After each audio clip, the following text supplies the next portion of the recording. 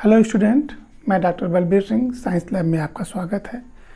आज का Mendel's law का थर्ड वीडियो है। इसके पहले भी 2 वीडियो बन चुका है, उसको आप देख लीजिएगा। उसको देखेंगे तभी आपको यह थर्ड लॉ समझ में आएगा कि एक्चुअल में थर्ड लॉ है क्या। थर्ड लॉ या डाइहाइब्रिड क्रॉस। तो थर्ड लॉ इनका क्या है?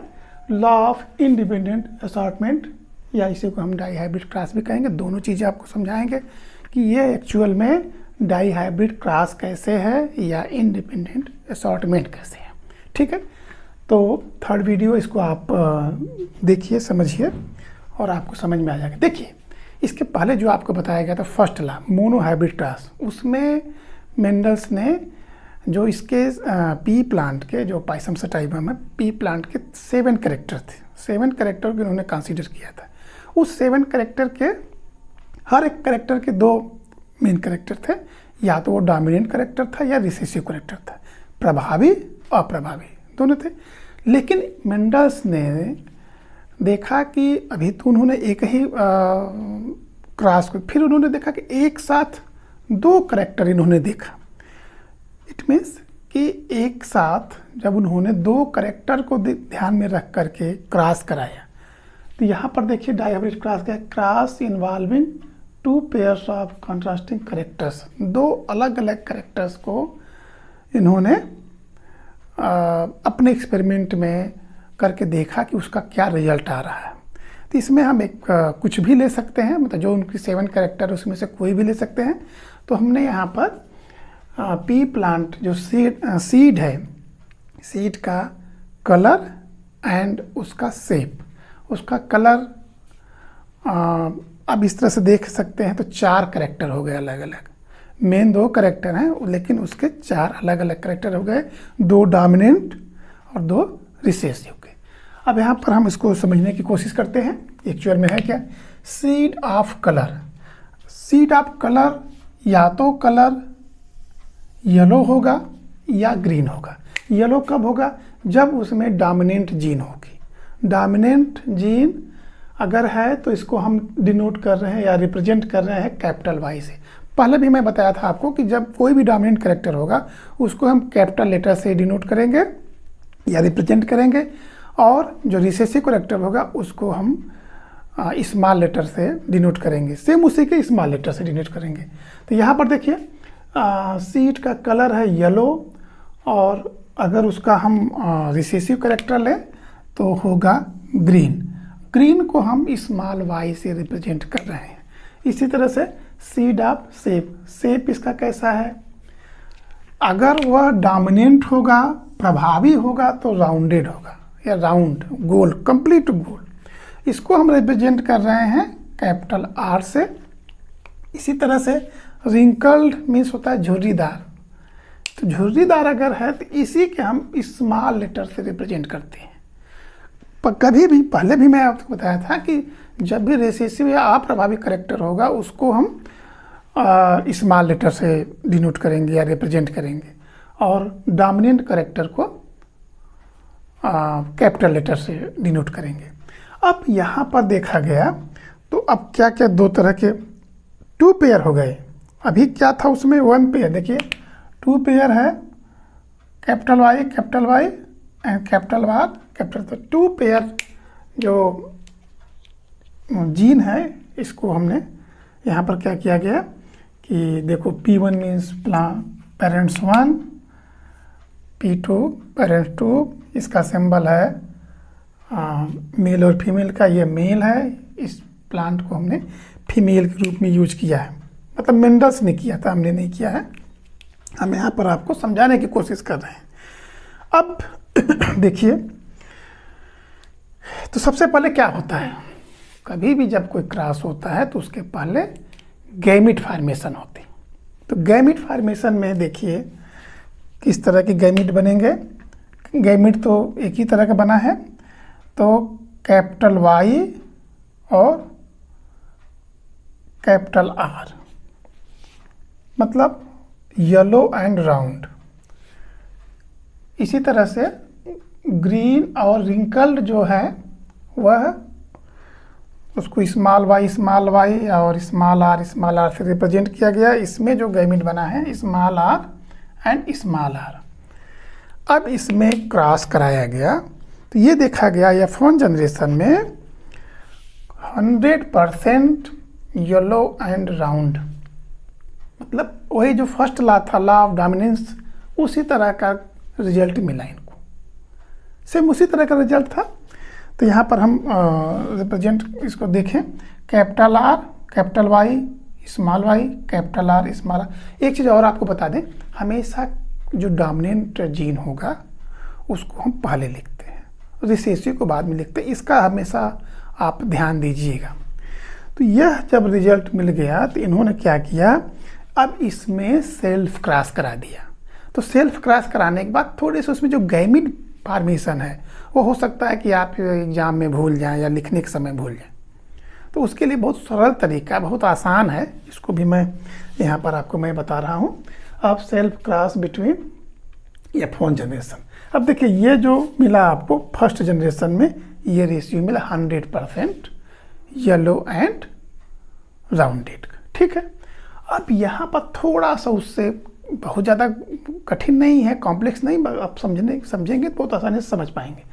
अब यहाँ पे देखिए जो F1 जनरेशन है, जो यहाँ पर 100% हाइब्रिड मिला, प्योर नहीं था, हेट्रोजाइगस कंडीशन में ये आपको मिले। गैमेट कैसे बनेगा, ये बनना बहुत आसान है, इसको लिखना थोड़ा सा जो सिक्वेंशली जो उसमें आपको यहाँ पर समझने की कोशिश करिए। करना क्या है, आपको एक 4 बॉक्स का चेकर बोर्ड बनाइए, चेकर बॉक्स बनाइए, और इसमें एक क्रम से पहले आप यहाँ पर कैपिटल वाई, उसी के ठीक बाद स्मॉल वाई, फिर जो दूसरे तरफ लिखना है आपको वर्टिकल हॉरिजॉन्टल, तो आप यहाँ पर कैपिटल आर और स्मॉल आर। अब इसमें सीधे सीधे जो है आप ऐसे लिख सकते हैं, कैपिटल वाई कैपिटल आर, फिर इसको कैपिटल वाई स्मॉल आर, फिर small y capital R and small y small r. इस तरह से आपको 4 गैमेट फॉर्म हो गए। बहुत आसान है इसको लिखना। अब ये इस तरह से अगर आप करेंगे, इस तरह से गैमेट को अगर आप फॉर्म करेंगे या बनाएंगे सिक्वेंसली, तो यह रॉन्ग होने की संभावना 0%, मतलब गलत हो ही नहीं सकता है, ठीक है। तो आप इस तरह से, अब करना क्या है, अब यहाँ पर सबसे बड़ी चीज़ है जो आगे वाला पोर्शन है, हमको जो रिजल्ट मिलेगा। तो गैमेट कितने हो गए, 4। तो इस तरह से इस गैमेट से अगर 4 है तो हमको 4 × 4 तो कितने रिजल्ट मिलेंगे, 16 रिजल्ट मिलेंगे, 16 रिजल्ट मिलेंगे। इसलिए हम यहाँ पर क्या करेंगे, 16 बॉक्स का चेकर बोर्ड बनाएंगे, इस तरह से खाने बना लेंगे 16। और क्योंकि ये सेल्फ क्रॉस हो रहा है, सेल्फ क्रॉस पी प्लांट में सेल्फ क्रॉस होता ही है, सेल्फ पॉलिनेशन की प्रोसेस होती है। तब यहाँ पर आप देखिए क्या हो रहा है, यहाँ पर एक को हम मेल के रूप में रिप्रेजेंट करेंगे, दूसरा फीमेल के रूप में रिप्रेजेंट करेंगे। ध्यान देने की बात है, यहाँ पर थोड़ी सी ध्यान देनी, बहुत आसान है, समझ लेंगे तो बहुत आसानी से इसको बता लेंगे आप। अब ये जो मिला हमको रिजल्ट, इसको इसी क्रम से लिखेंगे, capital Y small r, capital Y capital R, capital Y small r, small y capital R and small y small r. तो जिस हॉरिजॉन्टल जैसे लिखेंगे वैसे ही वर्टिकल लाइन में भी आपको लिखना है, उसी सीक्वेंस में। सीक्वेंस सेम होना चाहिए, जो सीक्वेंस यहाँ हो यही सीक्वेंस यहाँ पर भी होना चाहिए। तो यहीं पर बच्चे क्या करते हैं कि इसको इस बॉक्स को फिल करने में थोड़ी कठिनाई होती है या फिर गलत कर देते हैं, रॉन्ग फिलिंग करते हैं। तो इसका मैं बताऊंगा बहुत ही आसान तरीका। किसी भी बॉक्स को आप भर सकते हैं, किसी भी बॉक्स में आप जो ये जीनोटाइप है या जो एलील्स को आप यहाँ पर फिलअप कर रहे हैं, बहुत आसानी से फिल कर लेंगे। अब करना क्या है, ध्यान ये देना है कि हमको एक तरफ से इसको बॉक्स को भरना है, तो हमको दोनों तरफ देखना पड़ेगा, फीमेल की तरफ से भी और मेल की तरफ से भी। तो अब देखिए एक एक करके मैं आपको समझा रहा हूँ। देखिए यहाँ पर क्या है, तो आप मेल को देखिए, फीमेल को, ये फीमेल है, वाई वाई, कैपिटल वाई और कैपिटल वाई। तो कैपिटल वाई को एक साथ लिख दीजिए यहाँ पर। फिर कैपिटल आर और कैपिटल आर, फिर इसको यहाँ पर लिख दीजिए। तो ये हो गया आपका एक बॉक्स बन गया। इसी तरह से आप इसको भी फिलअप करेंगे, इसको भी। अब जैसे मान लीजिए इसको हमको फिलअप करना है। अब तो देखिए यहाँ पर देखेंगे, पहले यहाँ पर देखिए कैपिटल वाई, फिर आप इसी लाइन में देखिए, यहाँ पर आ जाइए। अब आप अपने पेन को यहाँ रखिए, ठीक यहाँ से देखिए समकोण पर जो राइट एंगल बन रहा है, राइट एंगल यहाँ से देखिए ये, और राइट एंगल कहाँ बन रहा है, यहाँ पर, ये राइट एंगल। इसके सामने कभी कभी क्या है, इसके सामने इसको भर देते हैं, ऐसे ऐसे नहीं, हमेशा अगर ये गैमीट है तो इस गैमीट में अगर इस बॉक्स को हमको भरना है तो यहाँ पर आप अपना पेंसिल या पेन रख दीजिए।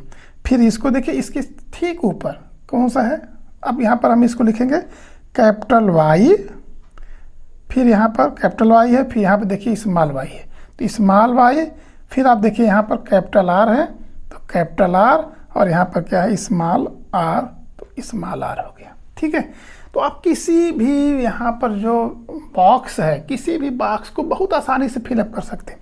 अब जैसे मान लीजिए हमको इसको फिलअप करना है, तो यहाँ पर देखिए, तो यहाँ पर आप अपनी पेन रख दीजिए, यहाँ पर ऐसे पेन रख दीजिए आप। ठीक, अब इसके देखिए कि यहाँ पर इसके सामने क्या है और इसके ठीक ऊपर क्या है, और हमेशा आपको ये देखना है कि कैपिटल लेटर। तो पहले यहाँ देखिए, यहाँ पे कैपिटल है वाई, तो कैपिटल वाई यहाँ पर लिख दीजिए। फिर यहाँ पर देखिए स्मॉल वाई है, तो यहाँ पे स्मॉल वाई लिख दीजिए। फिर इसी तरह से दोनों में स्मॉल आर है, स्मॉल आर स्मॉल आर, इस तरह से बॉक्स भर गया। अब इसी तरह से अगर इसको भरना है, अगर मान लीजिए यहाँ पर आ गया खाना, तब क्या करेंगे, यहाँ पर भरने के लिए क्या करेंगे, अब इसको जैसे हम यहाँ पर हटा देते हैं, सब पूछ के इसको मैंने हटा दी।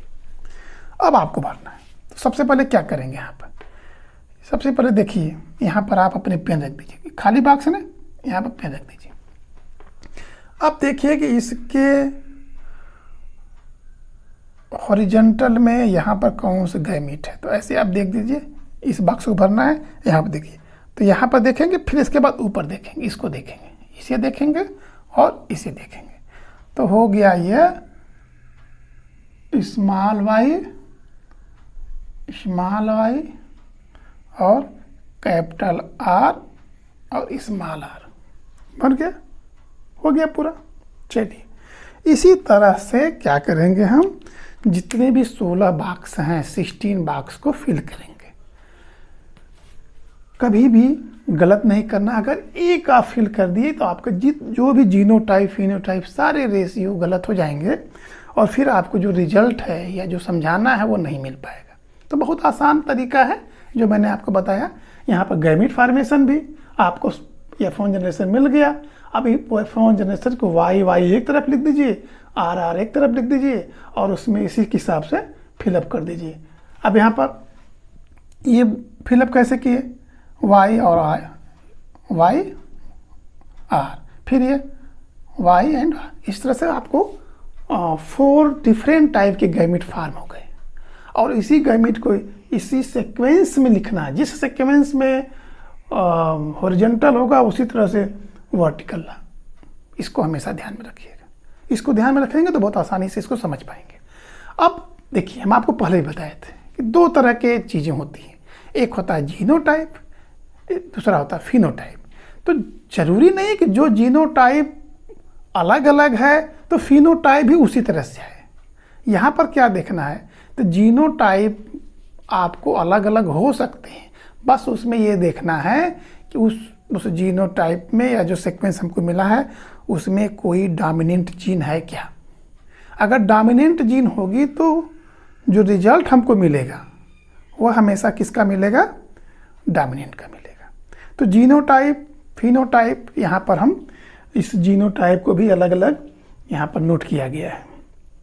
ठीक है, तो कितने जीनोटाइप हो गए? 1 2 3 4 5 6 7 8 9 जीनोटाइप मिलता है। एंड जो रेशियो है वह 9 × 3 × 3 × 1 का यह फिनोटिपिक रेशियो है और यह 9 जो है जीनोटाइप रेशियो। अब करना क्या है? अगर आप चाहें तो इसको कर सकते हैं एग्जाम में, नहीं अगर कर पा रहे हैं, टाइम नहीं है, तो बस आपको ये देखना है कि हमारे जो रिजल्ट आ रहे हैं इसमें बहुत आसान है इसको अलग अलग लिखना। अब इसको लिख के भी हम बता देते हैं आपको कैसे समझ में आएगा। अब ये जो लिखा गया ना, इसमें ये देखा गया है कि जैसे capital Y small capital R capital सारे हैं, तो इसमें देखना कितने ऐसे हैं जो इस तरह के जीनोटाइप में हैं। तो कितने हैं? 1 है।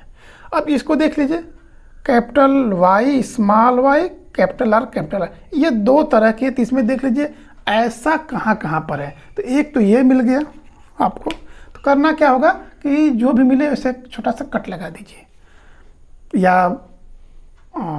इसको भी एक साइन दिखा दीजिए। तो एक ये हो गया और दूसरा कहाँ पर है, ये ऐसा देख लीजिए, एक ये है,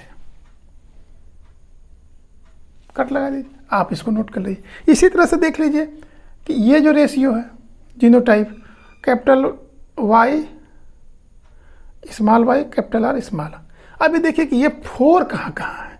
तो अब आप यहाँ पर नोट कर लीजिए, एक ये मिल गया आपको इसी जैसा रेशियो। तो इसको आप ऐसे कर लीजिए। फिर आप देखिए, एक तरफ से देखते जाइए, कट लगाते जाइए। फिर आप यहाँ पर देख लीजिए एक ये है, तो आप इसको लगा दीजिए। फिर आप देखिए एक यहाँ पर है, तो 3 हो गए। फिर आप देखिए कहाँ है, एक ये हो गया, 4 हो गए। इसी तरह से आपको यह 9 डिफरेंट टाइप के जीनोटाइप मिलेंगे। अब इसमें ये देखिए कि इसके फिनोटाइप रेशियो क्या क्या है। तो अब आप देखिए, अब यहाँ पर हमको यही देखना है, ध्यान से ये देखिएगा कि जिसमें कैपिटल वाई और कैपिटल आर या तो एक जीन है या उसका पेयर में डबल पेयर है, मिनिमम 1 होने चाहिए। अगर मिनिमम 1 जिस रेशियो में है वह क्या हो जाएगा, येलो एंड राउंड। अब देखिए यहाँ भी कैपिटल, यहाँ भी कैपिटल, इसमें भी कैपिटल, इसमें भी कैपिटल, कम से कम एक कैपिटल तो है या एक डोमिनेंट जीन है। तो यहाँ पर कितने हो गए, ये भी 1 है, देखिए ये भी 2, तो कितने हो गए, 3 7 8 9। तो 9 कितने हो, जो जीनोटाइप है उसका फिनोटाइपिक रेशियो क्या हो गया, 9 हो गए येलो एंड राउंड। अब यहाँ पर देखिए जो उसके बाद क्या है, देखिए दोनों में स्मॉल है, स्मॉल वाई है, स्मॉल वाई दोनों जो 1 पेयर है वह रिसेसिव करेक्टर है। इसका मतलब कि यहाँ पर डोमिनेंट करेक्टर नहीं आएंगे, रिसेसिव करेक्टर आएगा। तो रिसेसिव करेक्टर में देख लीजिए, रिसेसिव यहाँ पर आप पहले से नोट किए हैं कि यह स्मॉल वाई किसके लिए, ग्रीन है। तो यहाँ पर देख लीजिए ग्रीन होगा और दोनों में कम से कम एक डोमिनेंट, यहाँ पर दोनों डोमिनेंट है और यहाँ पर एक डोमिनेंट, तो ये हो जाएगा राउंड। ठीक है, इसी तरह से फिर देख लीजिए कैपिटल वाई दोनों में कैपिटल है, इसमें एक में है, तो ये होमोजाइगस, ये वाला कंडीशन है केवल वाई का, और ये हेटेरोजाइगस है वाई का। तो यहाँ पर आप, तो ये हो जाएगा, दोनों रिप्रेजेंट किसको कर रहे हैं, कैपिटल वाई। यहाँ पर आप देखिए कैपिटल वाई येलो को कर रहे हैं, तो ये हो जाएगा येलो एंड रिंकल्ड। ये दोनों स्मॉल आर है, दोनों रिसेसिव करेक्टर हैं, तो ये रिंकल्ड मिल गया। और 16 में केवल 1 ऐसा है, 16 में केवल 1 ऐसा है जो इसके रिसेसिव करेक्टर को या रिसेसिव जो प्लांट था ग्रीन और रिंकल्ड हमको रेशियो प्राप्त हुआ। तो अब इसको हम यहाँ पर देख लेते हैं, तो क्या क्या मिला। 9 क्या है, येलो एंड राउंड। 3 क्या है, ग्रीन एंड राउंड। और 3 क्या है, येलो एंड रिंकल। और 1 क्या है, ग्रीन एंड रिंकल। अब इस रेशियो को उन्होंने एनालिसिस किया, फिर देखा कि जो करेक्टर है वह इस तरह से मिला। अब इसका मतलब समझ लीजिए, लॉ ऑफ इंडिपेंडेंट असॉर्टमेंट, इसका मतलब क्या हुआ? डाई हाइब्रिड क्रॉस तो समझ में आ गया। डाई हाइब्रिड क्रॉस में जब हम टू पेयर, यहाँ पर लिखा है ना कि two pair of contrasting character, तो कॉन्ट्रास्टिंग करेक्टर कौन कौन से दो पेयर हैं? देखिए 2 पेयर जीन है ना, देखिए यहाँ पर 1 पेयर 1 पेयर। तो अब yellow round, green and wrinkle, 2 अलग अलग करेक्टर्स लिया गया, ठीक है। अब इसका मतलब क्या हुआ? इसको हिंदी में कहते हैं स्वतंत्र अपव्यूहन का नियम। इसमें इन्होंने देखा कि जो जीन ये F1 जनरेशन में 1 साल थे, ये सभी एक साथ थे, सभी देख रहे हैं, सब एक साथ थे। लेकिन जब इनको गैमेट फार्मेशन के लिए, जब गैमेट फार्म हुआ, तो इनका जो इंटरेक्शन था वह इसके अकॉर्डिंग नहीं था, वह स्वतंत्र था। वो किसी से भी कोई गैमेट फार्मेशन हो गया फ्री, मतलब कोई यहाँ पर ऐसा नहीं था कि ये इसने कोई इस पर इफेक्ट डाला, प्रभाव डाला कि गैमेट फार्मेशन में मिक्सअप नहीं हुए। कहने का मतलब ये है कि जो जीन थे वह एक साथ तो जरूर आए, लेकिन जब उनको मौका मिला तो स्वतंत्र हो गए। वो अलग अलग गैमेट फार्मेशन या अलग अलग रेशियो के गैमेट फार्मेशन किया। और इसमें एक चीज़ और देखने की बात है, जब F1 जनरेशन के बाद मोनोहाइब्रिड क्रॉस में जब F2 जनरेशन में देखा गया, तो उसमें जो रेशियो आया था 3:1 का रेशियो आया था, है ना। अब इसमें भी अगर आप देखेंगे 3:1 का रेशियो मिलेगा आपको।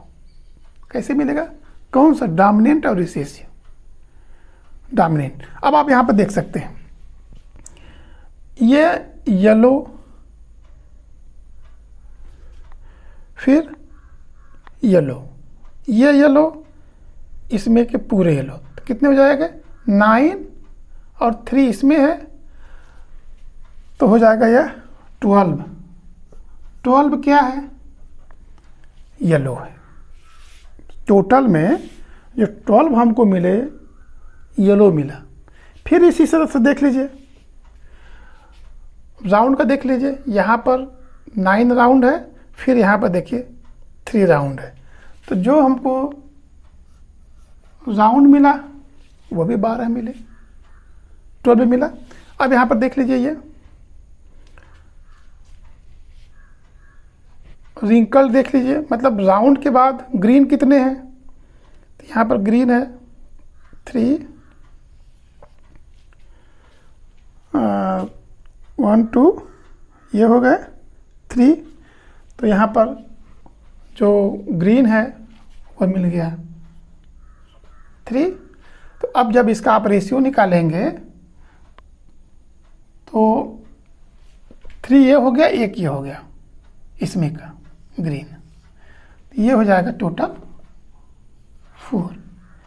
इसी तरह से यहाँ पर देख लीजिए, ये भी रिंकल्ड है, तो रिंकल्ड भी 4 हो गए टोटल में मिले। अब इसका जब रेशियो निकालेंगे तो 3:1 का रेशियो मिल जाएगा। कहने का मतलब ये है कि अगर आप इसके हिसाब से भी देखेंगे तो जब एनालिसिस करेंगे तो जो रेशियो मोनोहाइब्रिड क्रॉस का था वही रेशियो डाई हाइब्रिड क्रॉस का भी मिला। यह लेकिन जब इसमें लिंकेज, अगर लिंकेज देखा जाए, लिंकेज वाला बाद में वीडियो बनाएंगे, तो उससे और इसके रेशियो में अलग अलग था। तो उसका कारण है ये अलग, जो स्वतंत्र अपव्यूहन है वह होने का क्या कारण है। इसमें देखिए क्या होता है कि जो